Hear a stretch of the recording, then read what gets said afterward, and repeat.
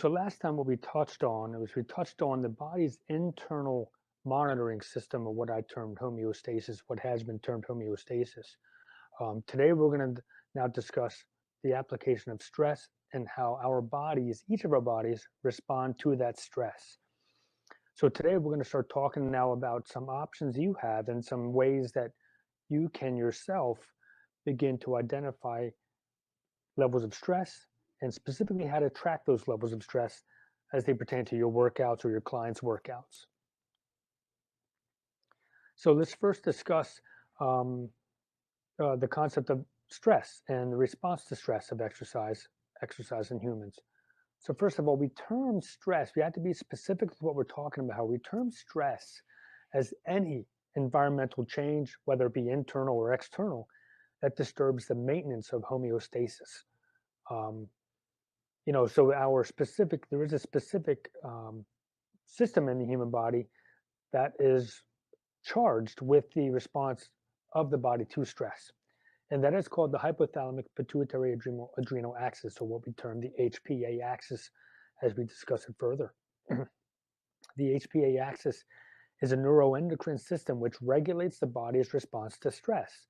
So just as an example, in a case of acute stress, we see an increase in circulating cortisol, which then is responsible, or actually has been tied into to an increase in amount of anxiety and sympathetic tone, or heart rate, and things of that nature, as we discussed last time.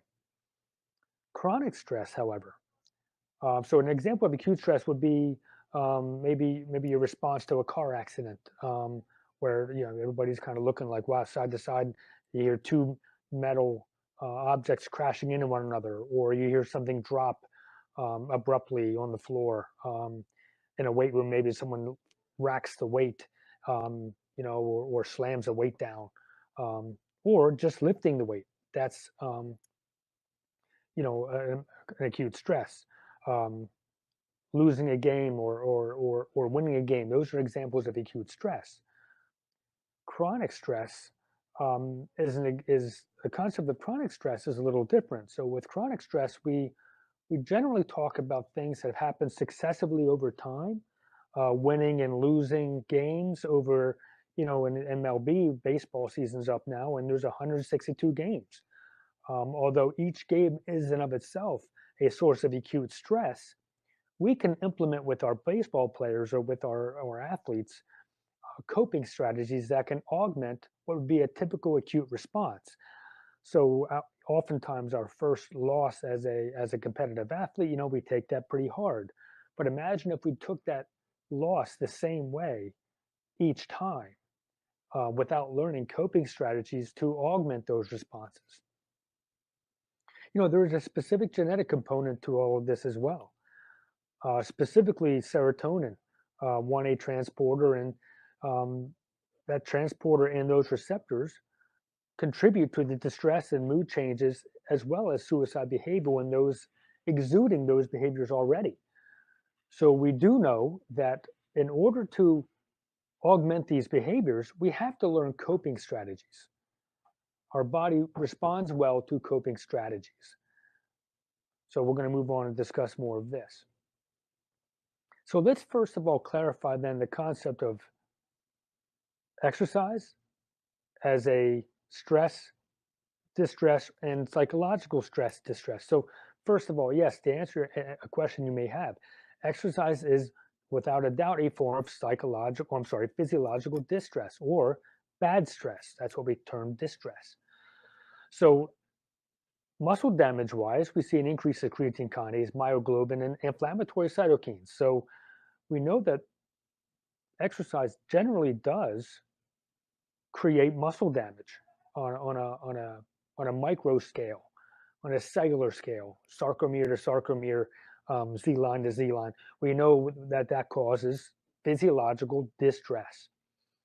So very intense or too frequent or inappropriate regimens, they amplify those distress effects or those bad effects. So as well with physiological exercise, or physiological distress, exercise is without a doubt a form of psychological use stress. So exercise is also good as it is bad. So psychologically, exercise has been associated with the release of endorphins, which are implicated in the sense of pleasure and positive moods both during and post exercise. That's a very positive thing. I think we all get that. Um, one of my supervisors, long time, told me before this year, that Kyle, nobody ever regrets getting a workout in, no matter how bad you don't want to do it, or no how lazy you are. Whenever that exercise ends, you say to yourself, "Man, I'm glad I got that exercise in. I feel better." Nobody ever comes out of an exercise session generally saying, "Oh, I'm glad I didn't. I wish I wouldn't have done that exercise session." Generally, when you exercise, you feel better. It's associated with a sense of pleasure and positive moods. That's the endorphins. Moderate levels of jogging alleviate depressive states and also decrease cortisol levels. So not only do we see this psychologically, but we also see it chemically. And clearly those two, psychologically and chemically, there's a big tie-in. So that leads to the question now, is the same duration, intensity, frequency, volume, and density meaning reps and sets, volume meaning amount of weight lifted, frequency meaning how many times a week or per time interval, intensity meaning percent maximum of a either an RPE or a heart rate scale, duration meaning obviously how the duration of one session.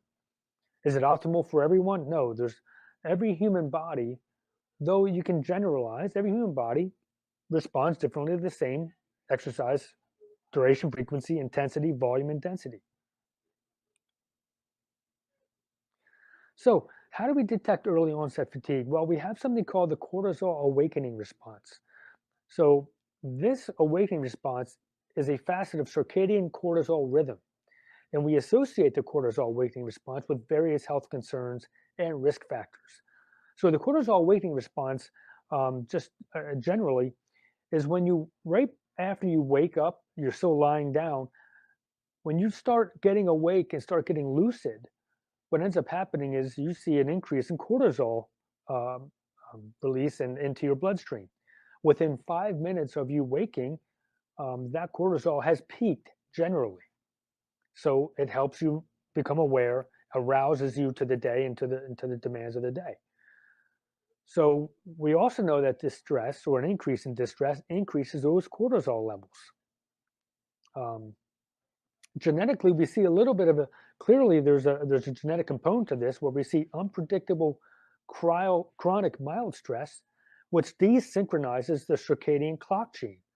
So with distress and with unpredictable chronic mild stress, we see an increase in the severity of anxiety and depression. So what does this all mean? Well, we're complicating the picture of the cortisol awakening response, and we're seeing issues with cortisol. So cortisol is implicated in sleep disturbances and overtraining. So in conjunction with other information, we can track sleep and we can use that to optimize adaptation and to avoid overtraining. So the key indicator here is sleep. So if you're looking to track your body's response or your internal response to training and to stress, well, sleep is a big thing you can do.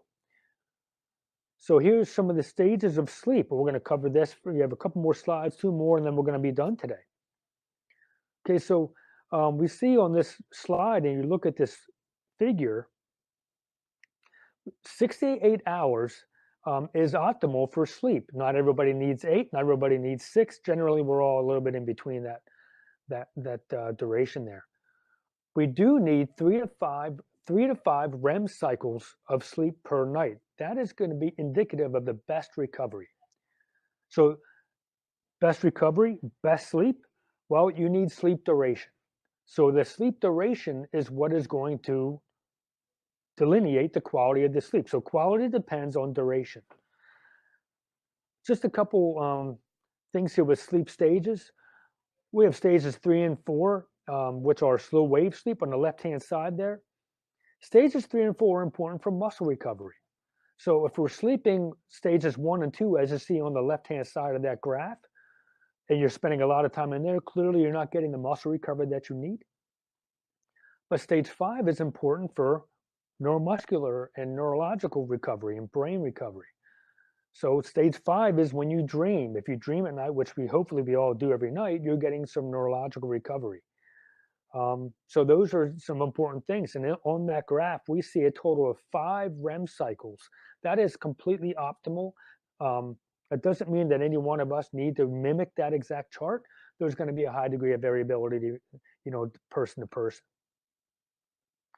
So now we're tracking sleep. Okay, great. Well, so here's an actual sleep graph from a Monday to a Tuesday in a consecutive situation here. So on Monday, you see that this person was awake until about 3 o'clock when they went into some lighter sleep phases. It took them to about 3:30, this person to sleep to get down into the deeper sleep phases, and then they woke again, as is typical for human beings. They woke again up out of that deeper sleep into a lighter sleep rotation at about 4:30, went back down about 5:15, went back up at 5:30, back down. So we see variations in these sleep graphs, which is exactly what is going to happen with a human being. No human being gets 8 hours of REM sleep per night. Going back to this slide, we see that we cycle in and out of these sleep cycles. So in order to get 3 to 5 REM cycles per night, we need at least 6 hours of sleep because we're going to rotate in and out of those sleep graphs or in and out of sleep cycles. So this person on this Monday was deemed by us and by her physiologist as being unprepared for training or not ready. Tuesday, we see a big bounce back here. Look at the amount of deep sleep that person got there on that right-hand graph from the 22nd to the 23rd. Look at the amount of sleep they got there. We see a big recovery in terms of, look at the deep sleep. You see an hour between 11 o'clock and then 12:30, 11:30, 12:30. We see another half-hour phase. So we see somebody who's recovering sleep duration, number one, from 11 to about, that their sleep graph monitor went off about 7:30. So we're seeing an over an 8-hour span here of cycling through some of the deeper sleep phases. So somebody who's going to be in the next day, this person or her physiologist, as well as myself, deemed this person prepared for training that day. So they were able to go in and do the typical training that they would be prescribed on that day. So what are we going to talk about next time? So we now have sleep. Sleep is a big factor.